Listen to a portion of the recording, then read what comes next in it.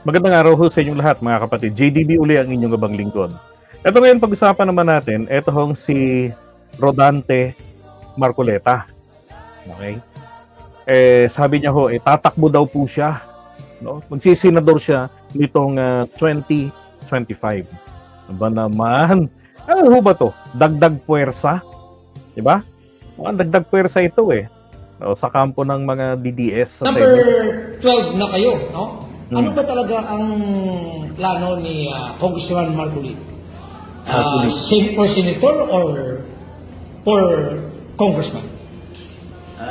I'm now running for senator. Okay.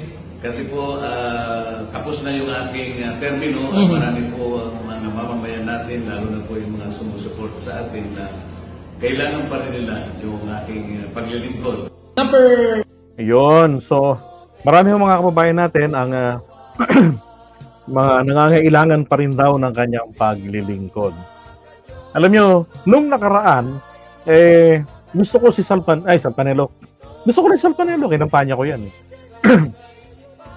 Excuse me. Ito hong si Marcoleta. Okay, gusto ko rito dati. Kaya lang, ang problema rito, ang kulay pala, hindi pala, kasi party list po dapat, ang party list walang pinapanigan Kaya lang nangyari yung sa party list dito sa Pilipinas, ay nagiging political arm, di ba, ng isang politiko. At tulad na lang ng Duterte Youth. So, ano ba ang silbi ng Duterte Youth? Panlaban sa insurgency. Excuse me. Wala naman lang naipapanukala yan na batas laban sa insurgency. Wala namang naipapasa sa bagay. Wala nang maipanukala, pasa pa. Di ba? Dapat etong mga party list, manindigan sila, makipaglaban sila para sa interes ng kanilang nire-representa. Palagay ko naman po, yung Sagip party list, hindi ho ito para maging Sagip Duterte party list. Diba na siyang ginagawa ngayon nito ni Rodante Marcoleta? Bakit ko ho siya inayawan? Okay, hindi ko siya inayawan dahil sa may utang na loob siya kay Duterte, baon siya sa utang na loob. Lahat po naman yata tayo ng tao may pinagkakautangan ng loob at nagbabayad ng utang na loob. But not to the point na ikaw ay pinagkatiwalaan ng taong bayan, di ba? Tapos mas magiging matimbang sa iyo ang interest ng yung pinagkakautangan ng loob kumpara sa interest ng taong bayan. Mali yun public servant ka. Tingnan nyo, hinaharang niya yung pag-i-investigate, pagko-question kay Sara. Ang pinag-uusapan, hindi ho pera niya. Di ba? Hindi ho personal money ni Sara. Ang pinag-uusapan ay pera ng taong bayan, buwis. At bakit hindi niya hayaang gampanan ng kanyang mga kasamahan kung ayaw niya ang kanilang tungkulin na busisiin ang opisina ni Sara kung paano ginastos ang pera ng bayan? Isipin mo na lang, kung talagang magaling sa paghawak ng pera, talagang magaling. Isipin nyo, 2 ahensya ng gobyerno, OVP at saka ang DepEd na hinawakan, puro may problema sa pera. Talagang mahusay. Tambalustay. Sila Kwat Sara. Ngayon, di ba kanina sabi niya, magiging martir. Si Salpanelo pala yun. Ang inaano naman po nito ay ang tradisyon, matagal ng tradisyon nila dyan sa Kongreso. Dapat igalang ang OVP. Kung ayaw nyo yung tao, ayaw nyo yung kanyang presensya, kung ayaw nila yun, iimbitahin ba nila yun? Di ba? At kung ayaw nila si Sara doon, di sana sinabi na nila, may impeachment kami talaga dyan. Sila pa nagsasabi na walang impeachment na niluluto rito sa Kongreso. Bangag lang si Sara. Di ba? Ang gusto niya hong mangyari, kaya ayoko na kay Marcoleta, napatunayan ko sa kanya mismo. Wala pala siyang pakialam sa pera ng taong bayan. Ang pinaka-importante sa kanya, yung political alliance at yung boto na posible niyang makuha mula sa kampo ng kanyang ipinagtatanggol. At kayo namang mga DDS lang po na may pagmamahal sa kinabukasan. Okay? I don't care kung ayaw nyo kay PBBM. Ayaw rin naman namin sa mga Duterte na pero pare-pareho tayong nagmamahal sa interes ng bayan. Papayag ba kayong gawin yung senador ang walang kwentang to, walang malasakit sa pera ng taong bayan? Ayaw ma-scrutinize? Di ano na lang gagawin ni Sara? Di ba? O kung sino mang mga politikong kaalyado niyan. O baka pag si Bongo na question din balang araw sa pera, ipagtatanggol din ito ni Marcoleta. Baka sabihin na naman niya, may tradisyon pala tayo na kapag ka-budget ng Senado, hindi na dapat questionin. Kapag ka naging miyembro ng Senado o miyembro, hindi dapat questionin. Wow. Pagka ganun ho yung katawiran, hindi ho natin dapat na, hindi natin dapat na iboto na yan, ganyan. Diba? Sumasakay sa issue. Pero ang problema, sablay. Sablay, etong si Marcoleta. At marami ho talagang ginulat si Rodante Marcoleta. At yun nga, nakakantsawan tuloy na Sagip Duterte party list na pala ang kanyang partido ngayon. Ngayon, pero ang tagal niya sa Kongreso, di ba? From Anak Kalusugan, di ba? Tapos etong Sagip party list at ngayon, panibago, Sagip Duterte party list. Tapos magse-senador daw siya. Palagay ko ang Iglesia ni Cristo dapat na itong pagbawalan eh. Bakit? Kasi ang sa Iglesia ni Cristo ay hanggang doon lamang sila sa pag-evaluate kung sino yung sa tingin nila na karapat-dapat sa kanilang paniniwala. Diba? At yun ang i-endorse sa mga miyembro. Pero nung pinagbigyan nila si Rodante Marcoleta na sumali sa politika, naging abusado. Diba? Ano to? Hindi ba nila suswituhin ang pagpanig ni Marcoleta dito sa mga Duterte? Nakita nyo naman yung mga pinagagagawa.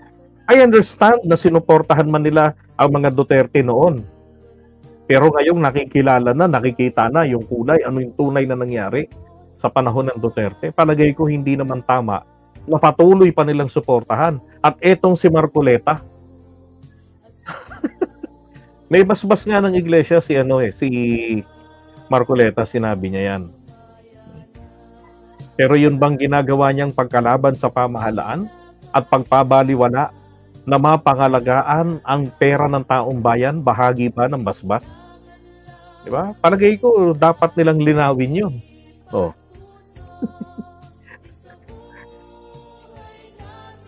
Ano yan? Kaya nagalit kasi naubusan ng hopya. Lintik naman kasing hopya na yan. Sino ba naman kasi yung kumain ng hopya na yun? Uminit tuloy yung ulo ni Marcoleta. Type na hopya na yun. Makita ko yung video na yan. Wala akong hopya nun eh. Pero nakita ko yung video na yun eh. Sa hopya. So, ang mangyari ngayon nito, back up. Ito naman yung kanyang mga kasama, mga kapatid. Si Digong hindi pa nagpa-file eh. 'Di ba? Alam mo naman ito, magulo pa sa bulbul to, sabi nga nila eh. Pero tingin ko hindi niya nakaya. Unang-una, intellectually hindi niya po kaya, no, physically hindi niya na rin kaya. 'Di ba? Mamaya nasa kongreso siya, bigla siyang hulihin ng ICC o ng Interpol. 'Di ba? Napakadelikado ho para sa kanya. Kaya dapat sa Davao na lang siya. At least, yung mga taga Davao, kayang makipag-civil war daw. So, better stay in Davao. Di ba? Do not go somewhere else. Now, ito yung kanyang mga makakasama naman ni Marcoleta, itong Three Stooges na to. Tingnan nyo Sabi ni Philip Salvador, kung ako ay matatalo dahil sa pagbabatikos nila. Hoy! Hoy, wala ka pang napatunayang galing. Hello? Kaya sinasabi ko sa inyo mga kababayan, buboto po tayo, tignan natin base po sa kanilang kakayanan. Ano ba yung trabaho ng kanilang papasukin senador? Ikaw, kabayan, kapag pumasok ka ba ng trabaho, mag-apply ka? Tinatanong ka ba kung magaling kang sumayaw? Kung magaling kang kumanta? Ilan ang followers mo sa social media? Tinatanong ka ba? Pagka tinatanong ka ng ganon ang trato sa'yo pag nag-a-apply ka ng trabaho, iboto nyo po ang mga artista. Okay? At ang mga nag-a-artista-artistahan sa Senado. Okay? Sabi niya, dahil sa pagbabatikos nila, ako po ay PDP. Mamamatay na PDP. Nako, harinawa. Mapanindigan niya yan. At tinatanggap ko po ang aking nominasyon. Naks lang. Puno ng drama no? Bato naman. I have decided to run again. Lalong-lalo na ngayon na halos araw-araw nakikita ninyo sa committee ng House of Representatives. Araw-araw binubugbog tayo. Loko-loko. Hindi ka nga nagpapakita doon eh. Anong binubugbog? Di ba? Binubugbog. Uy. Sumobra pagkaduwag ni Bato de la Rosa, nervyoso. Nag-hallucinate. Hindi ka naman pumupunta doon. Paano ka nabubugbog? Wala nga ni isang tanong ang naitanong sa iyo dahil sa nervyos mo. Alam niyo, minsan parang mahirap na rin ang pumunta si Bato ron eh. Bakit kanyo? Baka mamaya, biglang mag-iiyak ito, ma-cite in contempt pa to. Tanong, pwede bang i-cite in contempt si Bato de la Rosa? Sa tingin niyo ho, pwede po ba?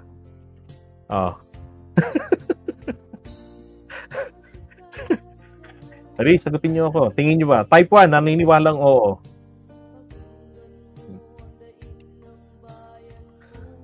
Sabi ni Ara, binaboy ng mga ayuf na yan ang gobyerno ng Pilipinas sa mamatay tao na iluklok.